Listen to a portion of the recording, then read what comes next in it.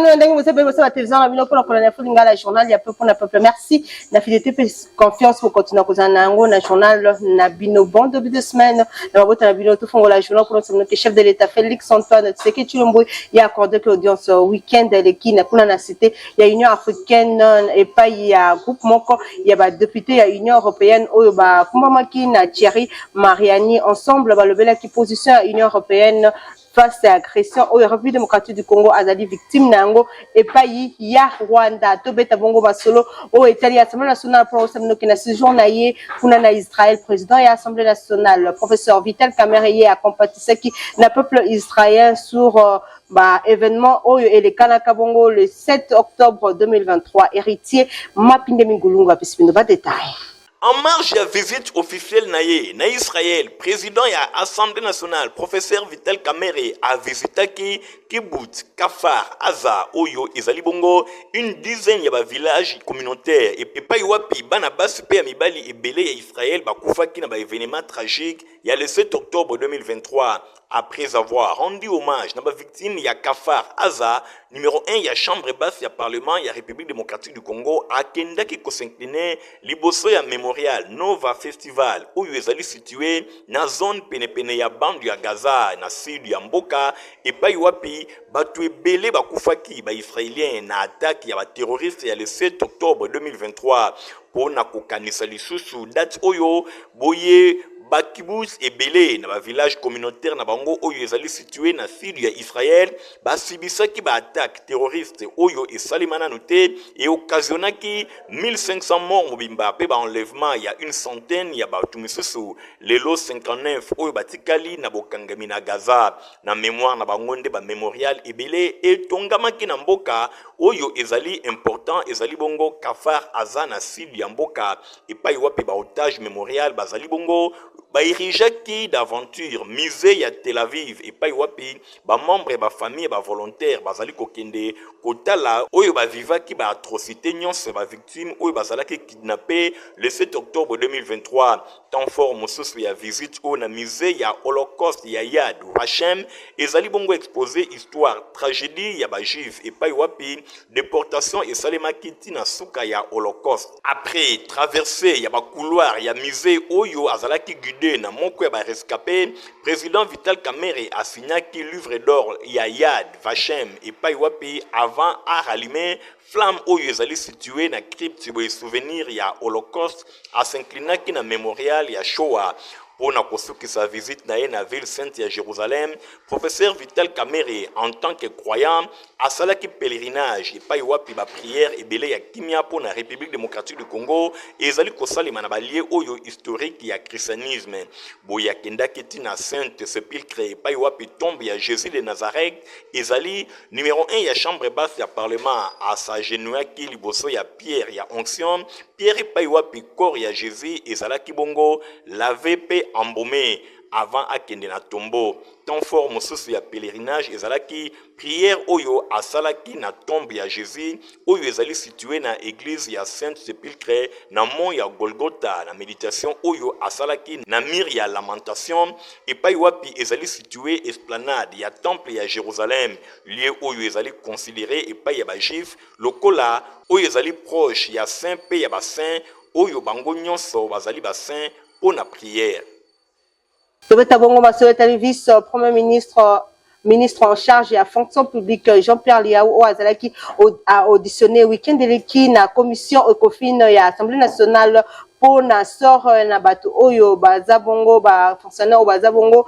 ko vivre na ba zone oyo eza occupé na M23. Héritier Mafindem une fois de plus ce reportage. Préoccupé de la situation sécuritaire dans la partie est de la République démocratique du Congo, na prise ya Goma pe Bukavu pe ba territoire ebele commission ECOFIN ya Assemblée nationale na bokambeme ya président député national Guy Mafuta Kabongo ba inisaki série ya ba audition na cadre onande jeudi 6 mars 2025 na salle ba spectacle ya Palais du Peuple boye na commission ECOFIN ba auditionnaki à huis clos vice-premier ministre pe ministre ya fonction publique Jean-Pierre Liaou na suka ya audition oyo oyo président ya commission maître Guy Mafuta Kabongo alobelaki bien fondé ya séance de travail oyo alobi ba entamé série ya ba audition pelelo bayokaki vice premier ministre pe ministre ya fonction publique ye azalaki auditionné ba audition oyo eko permettre na chef de l'état ayeba na koza ba ressources na secteur ya défense pe ya sécurité na session ordinaire commission ECOFIN basalaki résolution oyo elingi exécutif ayeba na kotalisa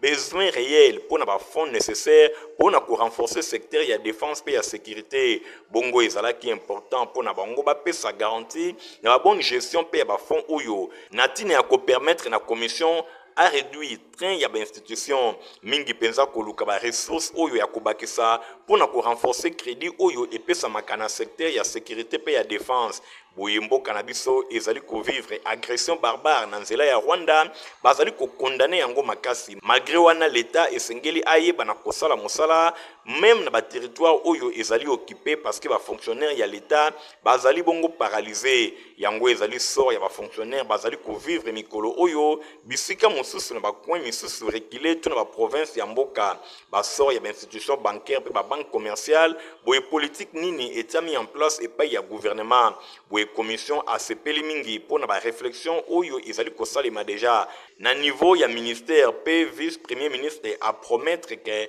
à cause circulaire oyo ekoyeba na ko cadrer na ba résolution ebele population oyo avandi et pas wapi agresseur akangi ba ke commission ECOFIN ya assemblée nationale elongo na gouvernement bazali ko tala ndenge nini ba koluka solution pour na kofuta bango pe ko sala échec na agression. Après président ya commission ECOFIN bu ya chambre basse ya parlement ndenge alobaki bosimba kenasima vice premier ministre ya fonction publique pe commission ECOFIN ya assemblée nationale esengeli bayeba na koyoka gouverneur ya banque centrale ministre ya finance pe vice premier ministre ya budget elongo na vice premier ministre ya défense ya ngonde ezalaki annoncé epai ya député national Guy Mafuta Kabongo.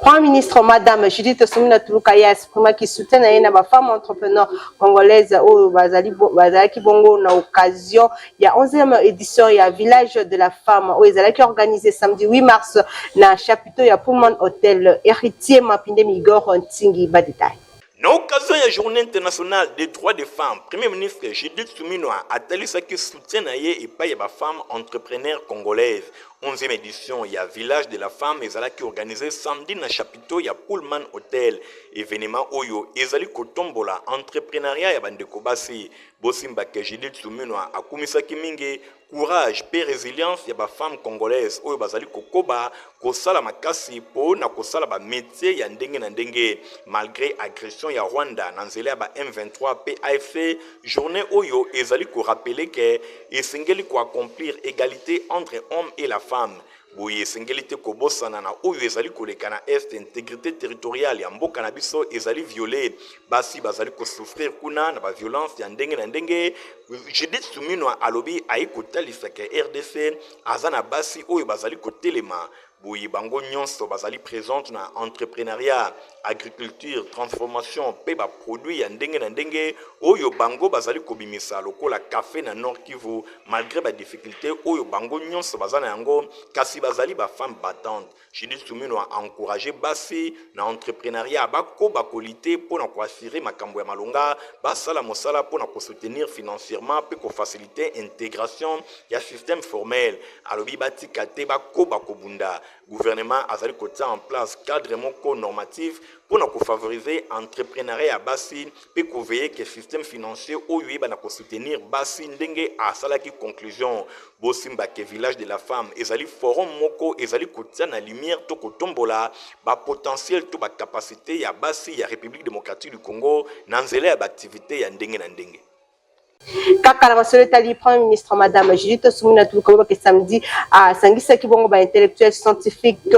pe ba étudiant na colloque o etalaki ko sauvegarder souveraineté pe intégrité territoriale de la République démocratique du Congo ezalaki organisé na ministère ya ESU.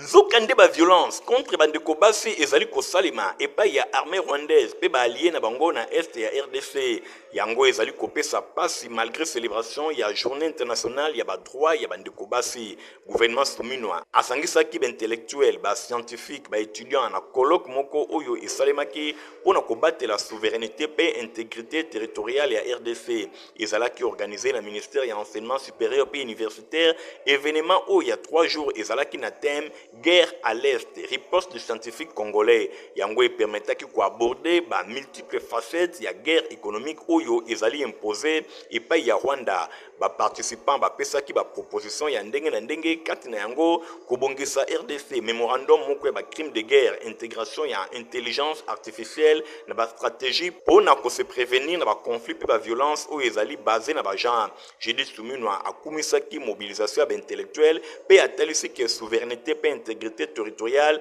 ezali kotala ba congolais nyonso alobi ba intervention na bino etalisi importance oyo bozali kopesa na likambo etali mboka ba université société civile ba secteur privé pe ba communauté locale nyonso esengeli moko na moko a défendre mboka. Ba recommandation ya collecte oyo ekokamba pona ba action ekoya ndenge souminois atalisaki asengaki pe na solidarité ya engagement ya enseignement supérieur pona kobatela unité nationale pe souveraineté ya mboka. Raissa Malou, ministre de l'éducation nationale pe nouvelle citoyenneté, ye a insistaki mingi na rôle ya malonga oyo éducation esengeli a jouer pona ko lutter contre des informations pe manipulation idéologique et asengaki na création ya mécanisme national ya sensibilisation pe organisation ya conférence et ba conférence pe ba séminaire na ba université pona ko renforcer responsabilité citoyenne. Ministre de l'enseignement supérieur et universitaire a annoncé collecte oyo et quoi bana ko marquer lancement ya série ya ba rencontre to bokutani na ba université ya mboka a commissi implication ya premier ministre na réussite ya événement oyo. Parmi ba participants ezalaki pe na ba représentants ba étudiants ya ba université belé ya mboka ba membre ya gouvernement bango pe ba assistaki na cérémonie ya clôture oyo. Bosimba ke vice premier ministre ministre ya économie, ministre d'état chargé éducation nationale pe nouvelle citoyenneté, ministre ya communication, pe ministre ya jeunesse, pe ministre ya mine.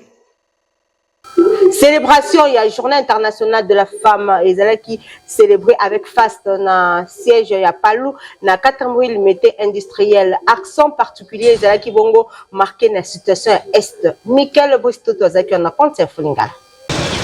Célébration et journée internationale de la femme. Et seulement qui toko avec un pacte idéologie na siège à partir Lumumbiste unifié par Luna Mukuse. Awa na 4 mm industriel, ba mama ba yake tout lukunega boza komona ya kosaka na kutute présent na Milulu. Secrétaire général peut porter parole à y a parti. Moi Namboka Dolin Kachama, pe la matriarche Anne Mbouba, liboso pona honorer na cadre à parité sous les ordres ya Yemoko. Le secrétaire général pe chef du parti et autorité de référence Didier Mazenga Mukanzo, Basimi Balé o baza nommé le secrétaire permanent, bazala qui présenté Madame Bébé Mouzou, pe Madame Yvonne Kapande, Simanango, baleka qui na collecte des fonds pour na kosunga ba mampinga ekolo, pe basi o baza ba victime ya agression na est ya RDC. Kasi bon simba que opération Oyo Palou a kosele yango na 26 provinces nyonso ya République démocratique du Congo di. Simanango, la matriarche Anne Mbouba a ça le discours dans l'opporte tazwa zéro,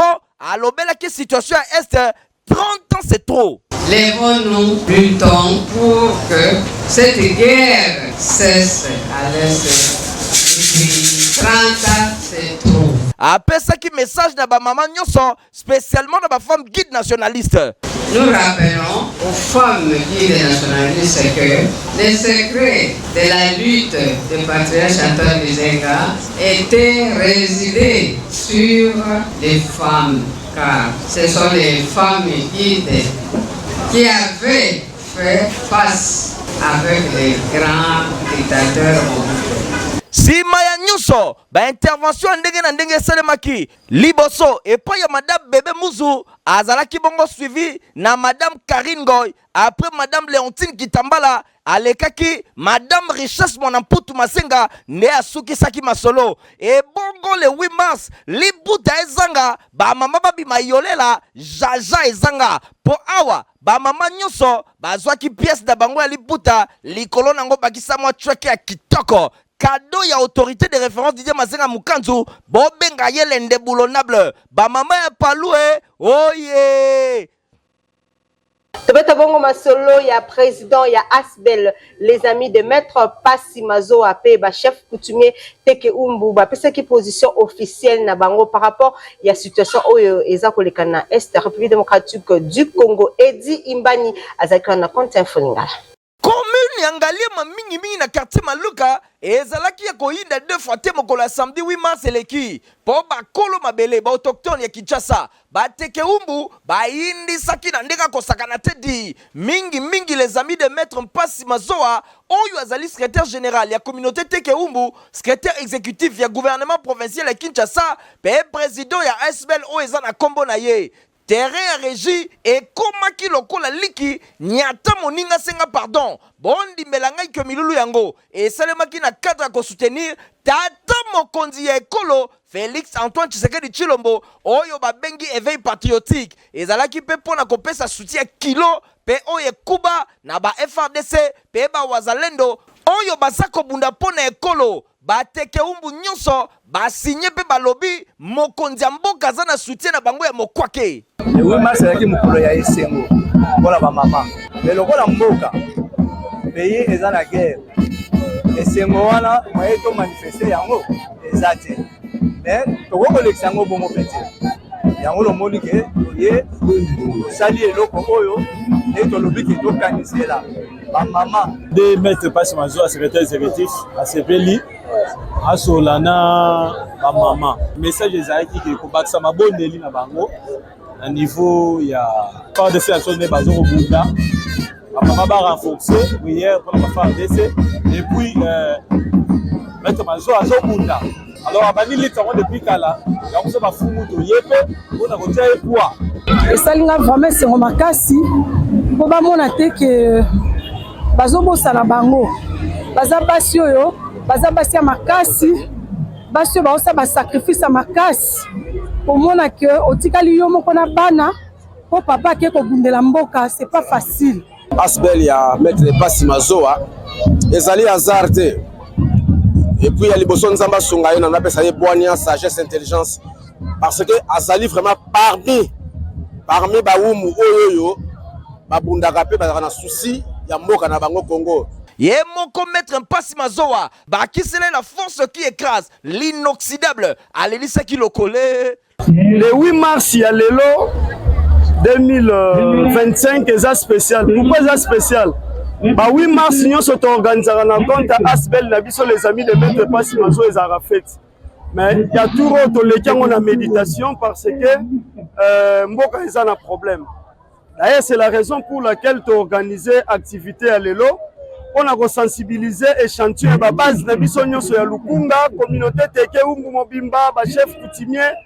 notable Teke Umbu pour soutenir le chef de l'État, président de la République. Kasi lokola milulu ya éveil patriotique oyo et coïncida ki na journée internationale de la femme ba kabola ki plus de 1000 maputa na basi ba militaire oyo bazalaki wana une façon ya ko soutenir ba militaire oyo bazana front tomona ki sur place na milulu oyo présence ya représentant ya ministre provincial de l'intérieur sécurité justice et affaires coutumières conseiller en charge des affaires coutumières chef Blanchard Ipi Poluzolo oyo aza chef ya groupement ki mwenza mayo présence pe ya président ya ANATC sa majesté Willy Mabiela honorable André Mouta chef ya groupement Mikondo boyeba ke milulu oyo et salema ki pen objectif ya ko soutenir gouverneur ya ville ya Kinshasa mwana mboka Daniel Bumba na programme ya Kisasa ebonga engenga kitoko pelele. Lance Club Kinshasa Lipopo efeta ki bongo 44e anniversaire na bango samedi 8 mars na salon Lubumbashi na Pullman Hotel héritier Mapindemi Igor Ntingi bazaki na compte Folongala. Rendez-vous ezalaki respecté na salon Lubumbashi ya Pullman Hotel na commune ya Gombe et Paiwapi Léonce Club Kinshasa Lipopo a fêtaki 44e anniversaire na ye. Pambate ezala créé un certain 31 janvier 1981. Pe ezali bongo district moko ya Makasi, district moko respecté pe dynamique. Nambala moko présentation ya club et salemaki et pa ya Ami Richard pour na ko expliquer l'objectif pe biloko nyonso oyo bango basalaka na sima ezalaki ngala ya mot de circonstance epai ya ami présidente Clémentine Chongo oyo expliquaki brièvement tina ya milulu oyo pe ba réalisation ebele oyo Léonce Club Kinshasa Lipopo district 409 et sali surtout durant mandat na ye ba profitaki na occasion pour na ko remettre ba plaque ya reconnaissance epai ya ba lion nyonso oyo basalaki misala kitoko pe ba projetaki vidéo ya ba grand brûlé ya hôpital général de référence Kinshasa ex mama yemo pe na occasion collecte de fonds moko ya kafu kafu esalemaki epai wapi ba lion batalisaki vraiment bolingo na bango epai ya ba grand brûlé ya hôpital général de référence ya Kinshasa mama na likambo po na milulu ya samedi 8 mars 2025 na Salon Bumbashi ya Pullman Hotel ezalaki bongo intronisation ya ba nouveau lion oyo bakoti désormais bakomi ba membre bakomi ba ami ya sika na kati ya molongo ya Charité Léonce Club International Kinshasa Lipopo na district 409 de cérémonie oyo ekambamaki na ami Boniface Mwamba. Parmi ba lion ya sika tomonaki madame Mimi Mouita, mwasi ya Nguya, mwasi ya Mpiko, mwasi ya Mayele, ye azalaki parrainé epai ya ami présidente Clémentine Chongo. Cérémonie elekaki vraiment kitoko, bazwaki ba charte, ba insigne pe biloko nyonso oyo ezali kotalisake désormais bakomi ba lion nde na suka ya milulu ami présidente Clémentine Chongo et longona ami Richard balobaki boye na micro ya info. Nous sommes très heureux et satisfaits du fait que nous avons quand même accepté les challenges 1.5. Les challenges 1.5, c'est en fait la mission que nous nous sommes donnée depuis l'approbation de Boston en 2023, d'atteindre en 2027 1 500 000 membres dans le monde. Et donc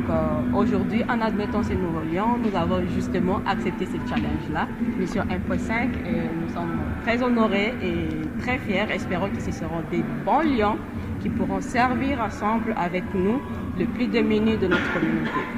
Ya solo lelo ezalaki mokolo munene pe ya kitoko na oyo esalemi awa dans le cadre ya Alliance Club. Ngai komo na ngai Richard Achinda nazali président ya zone nazali na esengo munene koyangana na bandeko ya Alliance Club Kinshasa Lipopo na oyo boti osala awa po ya kosalisa lion ou le lionisme ezali nde kosalisa kosunga nde lelo boti omona ebele pe baingeli na kati ya lingombango ezali politique te ezali pe religion pe te mais biso nyonso oyo to dimiete tokota na lingomba ya Lions Club ezali pe tosunga tozali basungi ya baoyo bazali na bosenga neti bato oyo ba aveugle lelo beaucoup plus bomona ki ete maboka etiami na kitonga po ete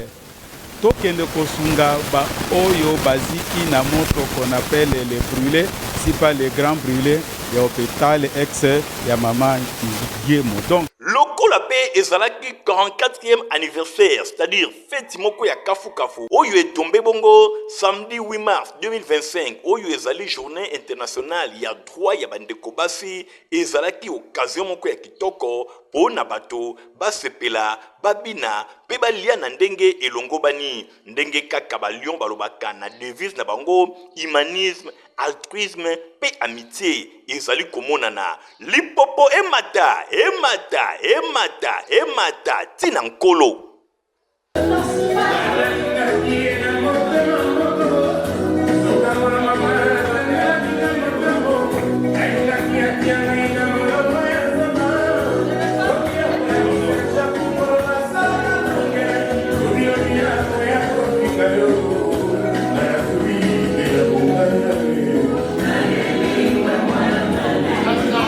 Tobeta bongo masolo ya complexe scolaire maman Pemba pour que sabino ke belève ba fête kitoko journée ya le 8 mars. Reportage Ladiland. Na cadre, il y a Journée internationale des droits de la femme. Oyo ezalaka célébrer le 8 mars ya mbula nyonso, ba élève ya complexe scolaire Mama Pemba, école ya Fondation Nerombungu, bango pe batikala kisimate, ba élève ya basi ba sanganaki ba lati ba pan, ndenge kaka bino moko bozali komona milulu ya kafu kafu et salemaki vendredi 7 mars 2025 kuna na complexe scolaire Mama Pemba et paiwapi ba élève ya basi ya complexe scolaire Mama Pemba ba lakisa ki niveau na bango ba démonstration ya ndenge na ndenge esalemaki liboso ya corps enseignant pe corps administratif ndenge kaka bino moko bozali komona nyonso elekaki vraiment kitoko ba poème ba récitation pe ba démonstration ya ndenge na ndenge oyo ezali kotalisa niveau ya bana complexe scolaire Mama Pemba école ya Fondation Nerombungu cordon simba azwaki maloba pona kotalisa bana complexe scolaire Mama Pemba esengeli bazala utile na société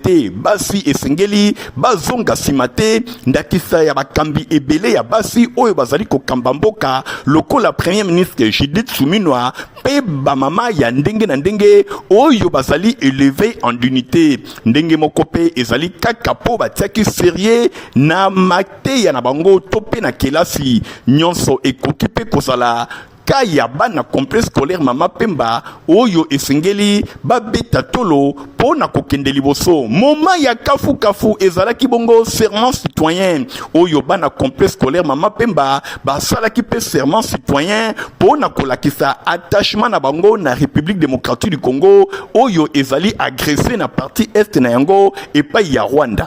Moi, Tenembu Nzinga, je jure de servir en toutes circonstances, avec fidélité et loyauté, la République démocratique du Congo, d'aimer et de respecter mes compatriotes, de protéger les biens communs et de promouvoir l'unité et la fraternité nationale. Nasuka ya milulu moko ya enseignant ya complexe scolaire Mama Pemba alobaki boyi. En tout cas, il y a le bosso tozongisi matondo pa nzambe o azali maître ya temps na circonstance oyo pe apesa ki biso likabo ya papa Néron oyo azali kola Moïse na biso. Pona mokolo ya lelo to bengisaki bana poto honorer mwana mwasi. Donc la femme yango moni bana bayaki na ba maputa, bana bayaki na ba robe, basali ba poème, ba scénette, ba récital, ba danse, mais yango est empêché biso te to tanga ndenge to tangaka. Yango tozo senga toujours na ba parents botindela biso bana ba espace ezali ebele bana baya awa parce que ici il y a vraiment une formation oyo ezo pesa mana ndenge elongo bani tozo respecter toujours calendrier ya l'état tozo respecter programme national bana baza à la hauteur. Nyonso wana ezali kotalisa niveau ya kitoko pe enseignement ya qualité oyo ezali kopesama na complexe scolaire Mama Pemba école ya Fondation Nerombungu na initiative ya honorable Nerombungu Fumabanga Moyo kuna enseignement ya qualité ezali komata se komata ya kosamba ezali te bino moko bozali komona. Na masolo etali association confessionnelle qui toi dit ya bangunza ACK na mokuse bango bafetaki mokolo dimanche 9 mars 138e anniversaire ya mbotama ya papa Simon Kimbangu milulu lekanaki kitoko na siège na bango o ezami penza na quartier Sola na commune ya Kisenso la Dilando azaki na compte ya Felingala. Association confessionnelle Kintwadi Kiabangunza Afrika na Mukuse Oyo siège social et administratif na bango ezwami na numéro 1 ya avenue Nzululu quartier Soyo na ville ya Matadi na province ya Congo central na bokambemi ya chef spirituel et représentant légal Ntumwa Menga Nsuka ba célébrer kito ba commémorer ki 138e anniversaire ya naissance ya papa Simon Kimbangu Mvuluzi Oyo azali bongo sauveur ya Baindo nyonso elekaki na district une centre oyo ezwami na quartier Sola na commune ya Kisenso référence Zamba Thérèse et Paiwapi milulu ya kafu kafu ezalaki bongo organisé mode de circonstance et pesamaki et pai ya papa Makubi kwa manenga oyo atalisaki importance ya journée oyo pambate mfumu Kimbangu azali sauveur ya Baindo atalisaki et pai ya bato parcours na ye ndenge asalaki pour na ko libérer ba africain enfin que ba na kozala indépendant. Bo simba ke prédication et simba maki et pa ya papa Lukombo ateaki na livre sacré ya Mbanza Nsanda alobelaki mingi na mukanda ya Kansa Mundulu na livre na yango alobaki na chapitre 40 verset 1 à 6 P31 verset 8 tina verset 12 et pa wapi ateaki misala kitoko oyo mvuluzi papa Simon Kimbangu asalaki pona ba africain ba na kokoma indépendant asingaki na ba africain nyonso esengeli basala na bolingo pamba te soki bolingo ezali bitumba ekoki kosalema ndenge ezali kosalema te na continent na biso ya Afrique pe asingaki na ba congolais nyonso ba na ko reconnaître œuvre ya papa Simon Kimbangu mfuluzi pamba te asala mingi pona mboka na biso Congo soki tokereconnaître ete nde ba pasi ezali kuumela kati na mboka bo simba ke ba théâtre esalemaki ba chorale eyembaki pe bana ya ba scout basalaki ba défilé ya ndenge na ndenge pona kotalisa importance ya journée oyo ezali considéré epai ya bana ya ACK journée à le 9 mars 1887 oyo Simon Kimbangu mvuluzi abotamaki na nkamba ezali considéré mbula nyonso lokola journée oyo ezali baptisé journée de la jeunesse africaine pambate mvuluzi papa Simon Kimbangu azali moto moko oyo africain moko akoki kobosana ete na suka milulu bosimba ke papa Kelende oyo azali bongo secrétaire ya paroisse ya Kim Centre alobaki boye na micro ya Info Lingala. Message to repesa ete mukola lelo to sangani awa tozo commémorer 138e anniversaire ya naissance ya Mfumu Kimbangu mvuluzi oyo azali sauveur ya race noire. To bengi sauveur pamba te puisque ye ayaka de temps en temps na ba génération pour na ko libérer ba indo pe ko yeba ko pesa bango bonsomi yango wana na kotumba ya mama Kipavita le 2 juillet 1706 ayebaka ko pesa prophétie ke mwana oyo atumbamaki na ye elongo akoya kobotama na Kongo ya kati pona kobikisa biso ba indo bozalaki ebele pona kolanda Info Lingala journal pe pona pe soki bosepela kila journal pisa merci na Edi Imbani le Watarlo oyo azalaki na caméra assisté na Igor Ntingi Matomina héritier Mapinde Mingulungu wa Super Zaki journal oyo Patrice Lundombi azalaki na montage ngala minoto pisane rendez-vous et pour les aliko ya au revoir.